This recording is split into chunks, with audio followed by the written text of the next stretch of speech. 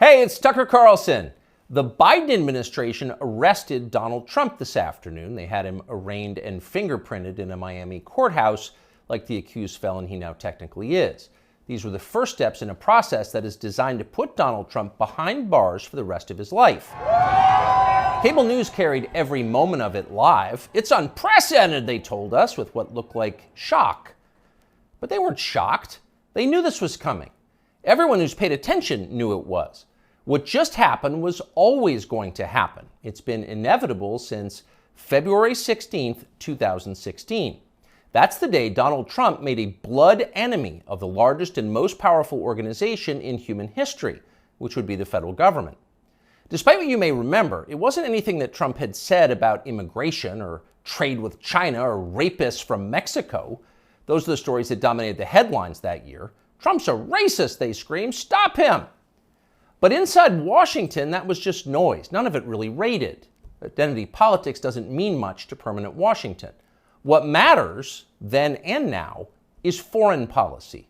The invasions and occupations and proxy wars. The decisions that determine which global populations will thrive and which will die. The policies that come with trillion-dollar price tags. The ones that, over time, have made the counties around D.C. the richest suburbs in the world. In Washington, that's what actually matters. And it's obvious when you look carefully.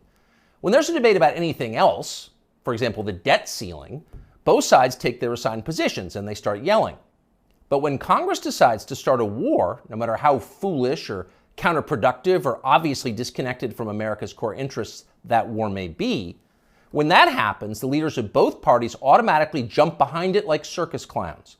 And then they stay there, sometimes for decades. They defend that war relentlessly against all evidence until somebody finally rings the all-clear bell and they can begin to admit that actually, maybe it wasn't such a great idea. We meant well, but it just didn't work out. The good news is we've learned a lot of important lessons. In the end, they usually do say something like that, but only after emotions have cooled and the damning details have begun to fade from collective memory. It's an apology that's not actually an apology, much less repentance, and it's years too late to matter in any case. But until then, that's all you're getting. Until then, no dissent is allowed. That's the first rule of Washington. But somehow Trump didn't bother to follow it. He is from out of town, so maybe he didn't know it was a rule, or maybe he just didn't care.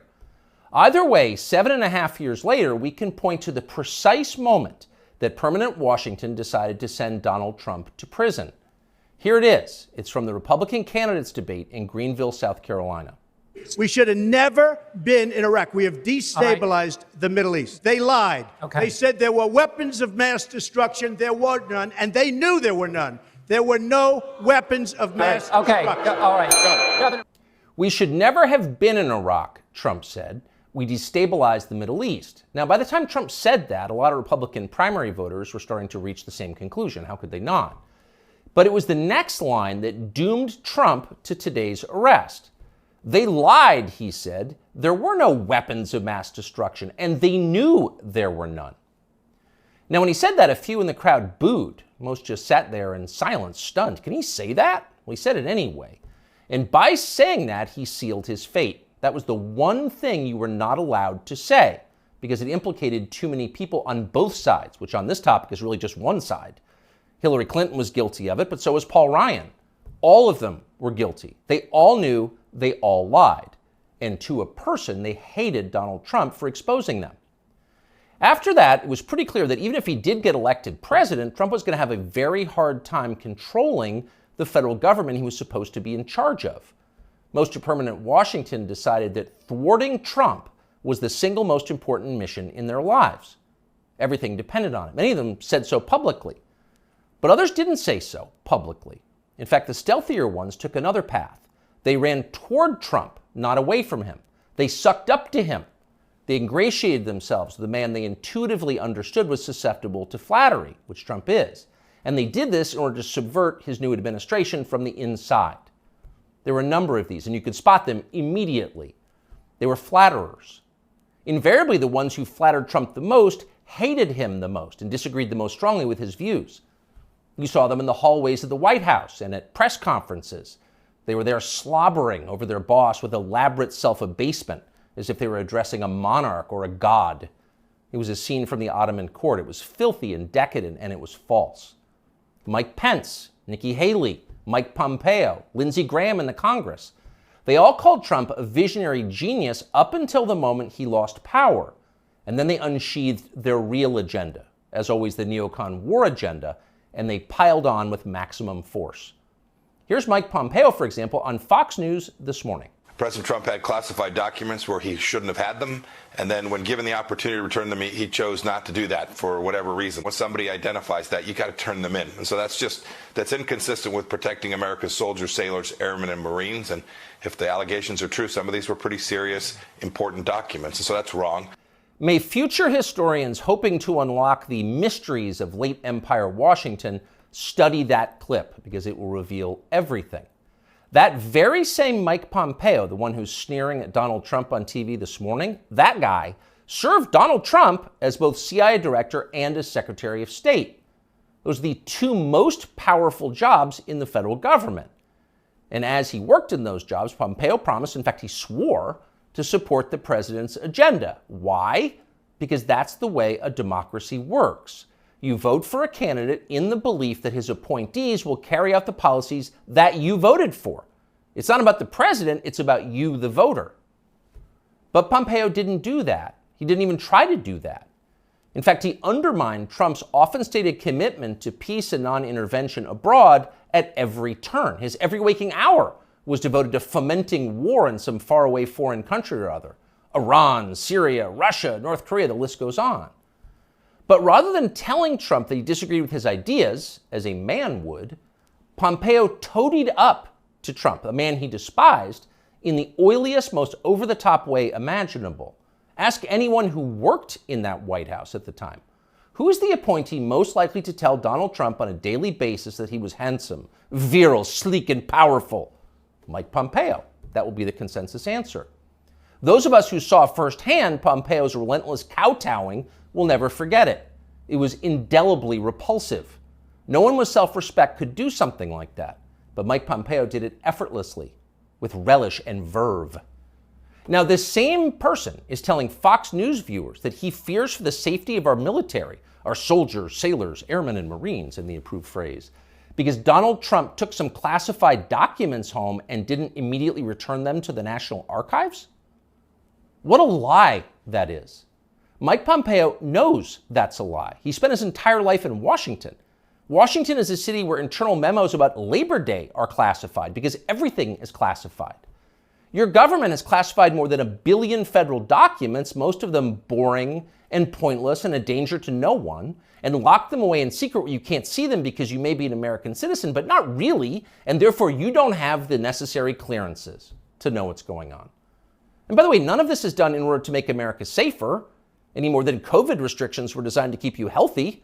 No, it's a caste system. That's the point. And you're the untouchable in this hierarchy. Mike Pompeo knows that. Everybody who works in Washington knows that. How many secret documents do you think Dick Cheney took home with him while he was running the Iraq War? How many did his wife read? She never had a clearance. We'll never know the answer because there is no chance Dick Cheney will ever be investigated or his staffers will be told to wear wires in his presence. He will never be indicted for this. Of course not. Dick Cheney is a neocon. Donald Trump is not. Dick Cheney supports war with Russia. Trump does not. That's the difference. The rest is just a distraction. The prosecution of Donald Trump is transparently political. He's literally Joe Biden's main political opponent. He's polling over 60% among Republican voters right now. So Joe Biden is doing what no president has ever dared to do. He's using law enforcement to lock up his chief rival. That's happening right now. Anyone who denies it's happening is lying to you. But actually, it's worse than that. Trump's prosecution isn't just political, it's ideological. Nobody with Trump's views is allowed to have power in this country. Criticize our wars and you're disqualified. If you keep it up, we'll send you to prison. That's the message Washington is sending. Not just the Democratic Party is sending, but both parties are sending. Like so many Republicans, for example, the supposedly conservative governor of Texas, Greg Abbott, spent yesterday totally ignoring the destruction of the American justice system. Instead, he signed a highly important bill called the Crown Act, which according to the celebratory tweet Abbott sent commemorating it, will, quote, prohibit discrimination based on textures and hairstyles historically associated with race. In other words, in Texas, cornrows are now protected by law. Having unapproved views about Ukraine is not. That's fine with most elected Republicans. They find Trump tiresome and embarrassing. Their donors hate him. They will not be sad if he dies in jail. But what about voters? What are they learning from this spectacle? Well, mostly they're learning that they have no power at all because nobody cares about them. But they already knew that. Unlike so many of our elected leaders, they have been to America recently. They know what it looks like. Have you seen it? If you've got a few days this summer, find out. Take a road trip and see for yourself. Drive 500 miles in any direction and then come home. How are things looking? Well, they should look great. The federal government spent $6.5 trillion last year. That's more than any government has ever spent, ever. So at the very least, you would expect pristine public roads. Oh no, that's not what you see when you drive around this country. There are potholes and Jersey barriers everywhere. Looks like Tegucigalpa before the Chinese decided to rebuild the infrastructure of Honduras. We don't have China buying our roads. So they're falling apart. You'd think the people you would pass on your road trip would look happy and prosperous. Again, this is a very rich country. But a lot of them don't. Quite a few appear to be strung out on drugs. You see them shuffling by shuttered storefronts in small towns. And you wonder, as you see all of this, where did all the money go? It's certainly not here. Well, it's in Washington. It's in Fairfax and Loudoun counties, and in leafy, perfectly manicured Northwest D.C. And of course, a huge chunk of it went to Ukraine, to Zelensky and his friends. Not because you voted for that. You didn't vote to give it to them. You never would. But because Joe Biden and his many allies, from Chuck Schumer to Mitch McConnell to Paul Ryan, and every single news anchor on all of television, all of them believe that Ukraine, its borders, its future, its infrastructure are all more important than the town that you live in. They sincerely think that, and it's obvious. Everyone in power thinks that, except for Donald Trump. Whatever else you say about him, Trump is the one guy with an actual shot at becoming president who dissents from Washington's long-standing pointless war agenda. And for that one fact, they're trying to take Trump out before you can vote for him. And that should upset you more than anything that's happened in American politics in your lifetime. Even if you don't plan to vote for Donald Trump, even if you would die before voting for Donald Trump, which is your right and a lot of good people feel that way, even still, the destruction of our democracy, which is the right of voters to support any candidate they want, even candidates who don't want war with Russia, the destruction of that should keep you up at night. Yes, Donald Trump is a flawed man, but his sins are minor compared to those of his persecutors. In this life, we don't get to choose our martyrs. We can only choose our principles, and America's are at stake. Younger people say the news is full of lies. In Kennedy's motorcade, 239 people. The death of Jeffrey Epstein.